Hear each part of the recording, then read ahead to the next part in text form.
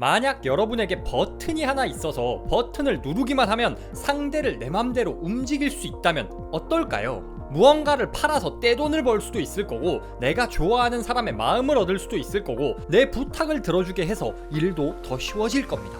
진짜 인생 편해지지 않을까요? 그런데 그 버튼이 실제로 존재합니다. 그리고 여러분도 모르는 사이 이미 그 버튼을 눌러서 여러분을 조종하고 있는 사람들도 있습니다. 이 버튼은 누구나 쓸 수 있습니다. 그런데 버튼의 존재를 아는 사람만 쓰거나 혹은 피할 수 있습니다. 모르면 나만 손해보겠죠?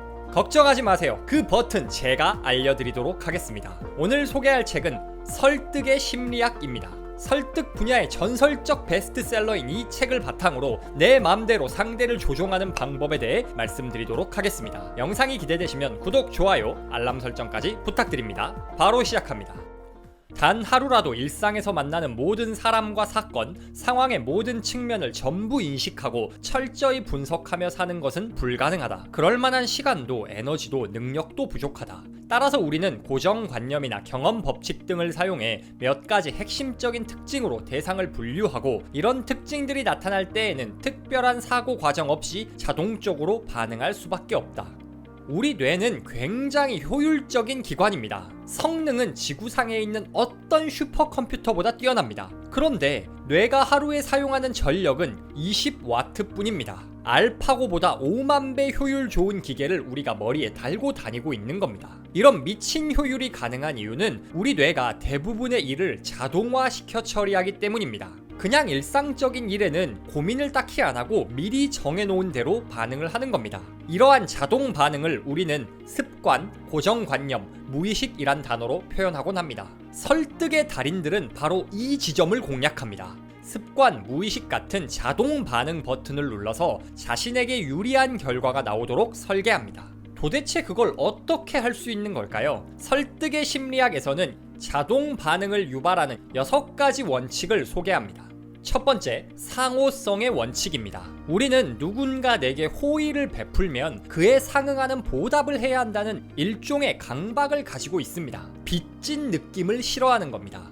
여러분, 친구나 가족 생일을 굉장히 잘 챙기는 사람들도 많지만 그렇지 않은 사람들도 많잖아요. 그런 사람들의 말을 들어보면은 생일 때 누가 카카오로 기프티콘 보내면 나도 나중에 보내줘야 되잖아. 그게 너무 귀찮으니까 생일을 비공개해버리거나 차라리 그냥 서로 안 보냈으면 좋겠다 하는 사람들이 상당히 많습니다.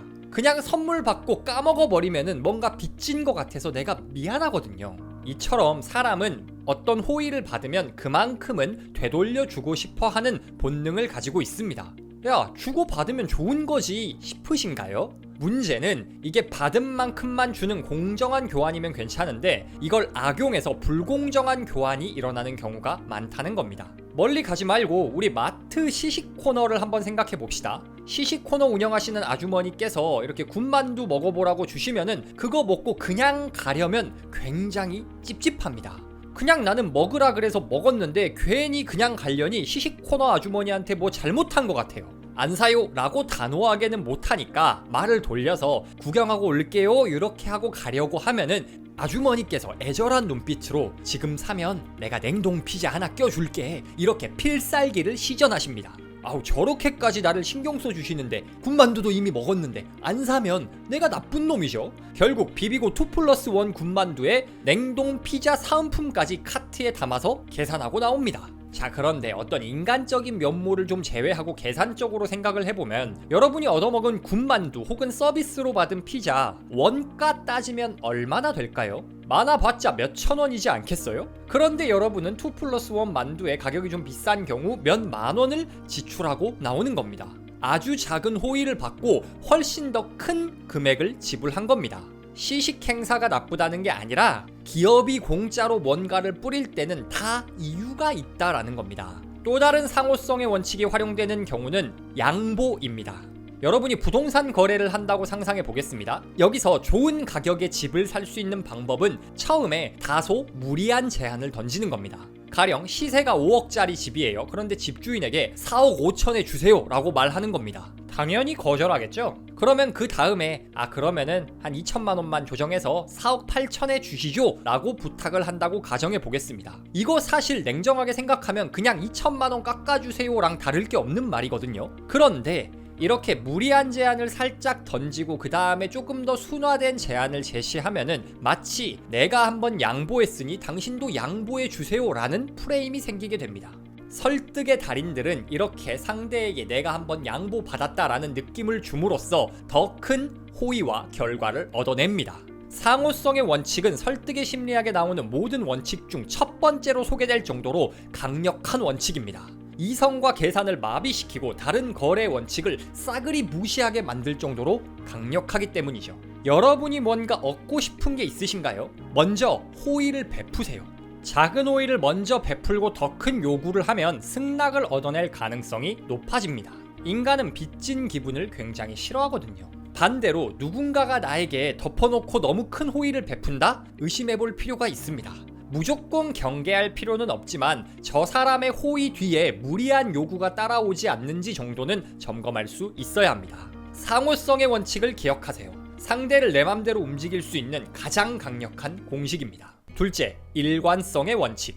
일단 어떤 선택을 하거나 입장을 취하면 우리는 스스로나 다른 사람에게 기존의 태도와 일관성을 유지해야 한다는 압력을 받는다.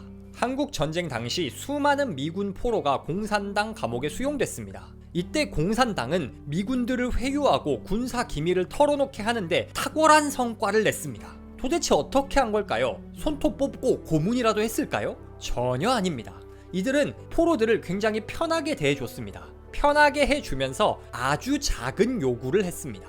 작은 요구란 이런 겁니다. 아주 간단한 친공산주의적 발언을 시킨 겁니다. 예를 들어 미국은 완벽하지 않다라는 말을 시킵니다. 이거 뭐 그렇게 어려운 말 아니잖아요. 아무리 훌륭한 나라도 단점이 있으니까. 그런데 이런 간단한 말을 하면 포로들에게 담배 한 개 피게 해줄게, 초콜릿 한 번 줄게, 이런 식으로 회유책을 제시합니다. 열악한 포로 생활 중에 이런 미끼에 넘어가지 않을 군인이 얼마나 있을까요? 그렇게 한 군인이 미국은 완벽하지 않다라고 말하면 공산당원이 어떤 점에서 완벽하지 않은지를 물어봅니다.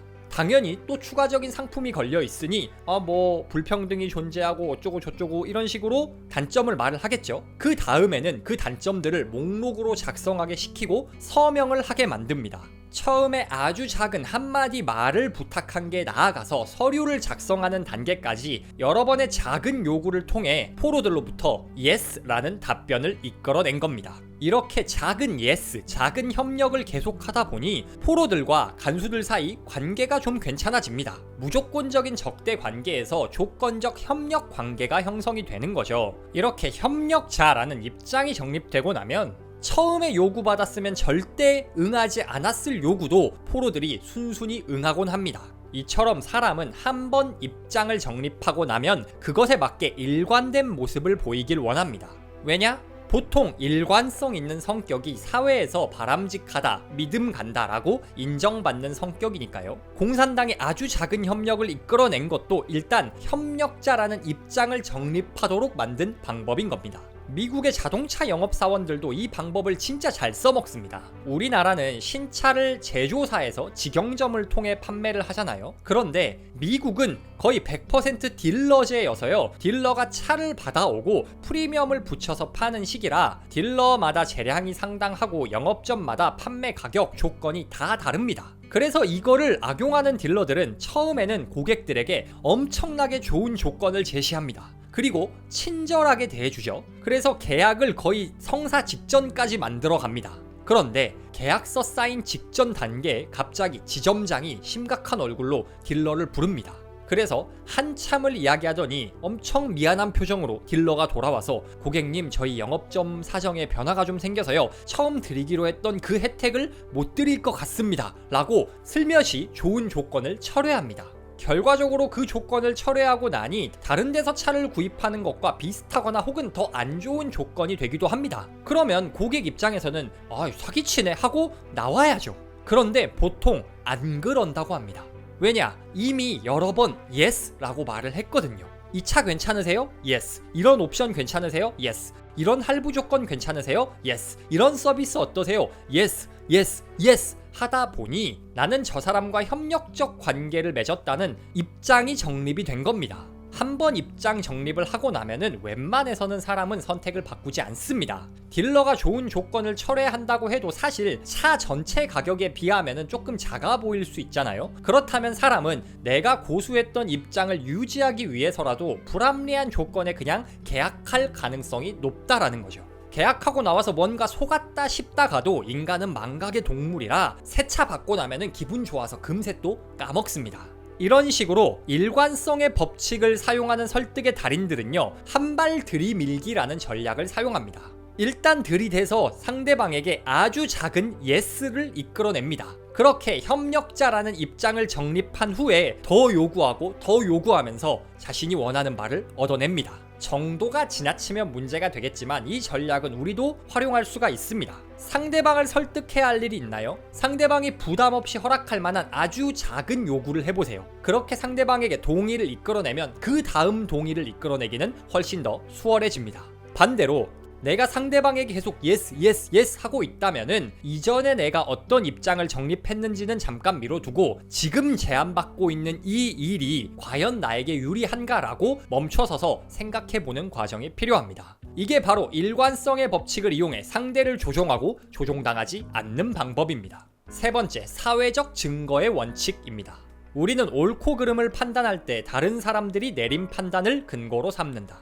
인간은 다수의 행동을 따라하려는 본능이 있습니다. 원시시대부터 집단에서 소외되면 곧 죽음이었기 때문에 어떻게든 집단과 유사한 모습을 가지려 합니다. 이 본능이 잘 드러나는 건 해외 예능을 보시면 됩니다. 우리나라에서는 그나마 덜한데 해외 예능은 인조 웃음소리가 정말 많이 들어갑니다. 하도 많이 나와서 저는 외국인들은 그 소리를 좋아하나 했는데 아니랍니다. 외국인들도 싫어하고 그 소리가 가짜인지도 다 안다고 해요. 그런데 실험을 해보니 아무리 가짜라고 하더라도 인조 웃음소리가 들어간 예능을 사람들이 훨씬 더 재미있게 평가했다고 합니다. 다른 사람들이 재밌어하면 나에게도 재밌을 것이다 라는 무의식이 작동한 거죠. 비슷한 사례는 굉장히 많습니다. 바텐더들은 영업 시작하기 전에 병에 미리 지폐를 꽂아 놓는다고 합니다. 마치 손님이 팁을 준 것처럼 꾸며 놓는 거죠. 그러면 방문한 손님이 남들도 이렇게 팁을 주나 보다, 나도 줘야겠다 라고 하면서 더 많은 팁을 준다는 겁니다.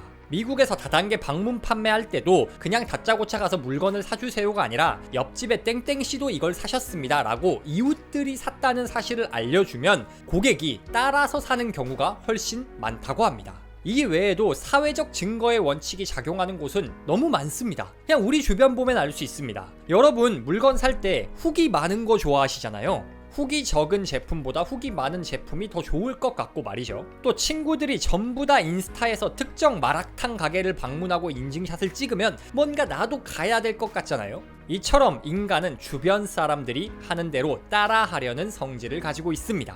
그렇다면 이 사회적 증거의 원칙을 어떻게 사용해야 할까요? 먼저 첫 번째로 내가 누군가를 설득해야 한다? 그렇다면 증거를 제시해야 합니다. 여러분이 신규 사업을 한다 그렇다면 체험단을 운영하든 이벤트로 제품을 뿌리든 간 해서 후기를 쌓으셔야 합니다. 특히 고객들과 아주 비슷한 평범한 사람으로부터 후기를 받으셔야 합니다. 이 사회적 증거의 원칙은 나와 비슷한 사람들을 볼 때 더 강력해지거든요. 후기를 쌓고 그 후기들을 잘 보여주기만 해도 고객들은 설득당합니다. 반대로 여러분이 후기나 증거를 보며 의사결정을 하려고 할 때 이 증거가 조작된 것은 아닌지 생각해 보셔야 합니다. 리뷰를 조작하기가 너무 쉬운 세상입니다. 물론 선량한 방식으로 정직하게 후기를 쌓는 업체들이 대부분이지만 세상엔 양아치도 상당히 많은 법이거든요. 그래서 어떤 물건이나 서비스를 구매하기 전에 그 사이트에 있는 후기만 보지 마시고 구글이나 네이버에 솔직 후기를 한번 찾아보시면은 조금 더 지혜로운 의사결정을 하실 수 있습니다. 사회적 증거의 원칙은 집단을 따라가려는 우리 원시시대 본능을 공략합니다. 본능을 공략하기에 우리의 행동을 무의식적으로 통제할 수 있는 아주 강력한 원칙입니다. 이 세 가지 원칙 외에도 세 가지 원칙이 더 있습니다. 그 원칙들은 다음 영상에서 알려드리도록 하겠습니다.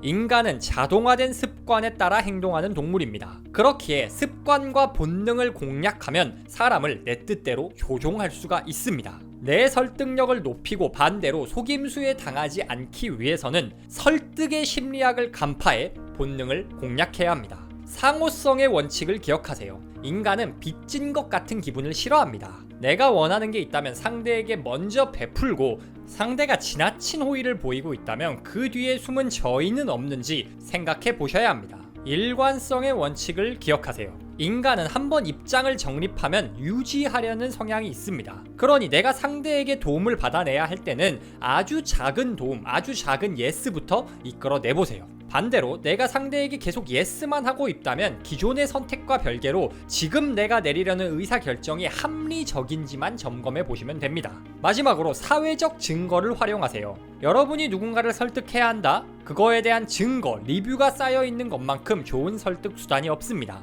반대로 상대가 나에게 어떤 증거를 들이밀면 혹여 그 증거가 조작되지 않았는지 경계하세요. 감히 말하건대 저는 설득의 심리학에 담긴 내용을 이해했냐 못했냐에 따라 인생 레벨이 완전히 달라질 것이라 생각합니다. 그만큼 인간 본성을 제대로 공략하고 있고 실전적으로 써먹을 수 있는 유용한 지식을 많이 담고 있는 책입니다. 사람을 만나는 일을 하시는 분이라면 누구나 한 번쯤 읽어봐야 할 책이라고 생각합니다. 오늘도 북토크와 함께 한 걸음 더 성장하신 여러분을 진심으로 응원합니다.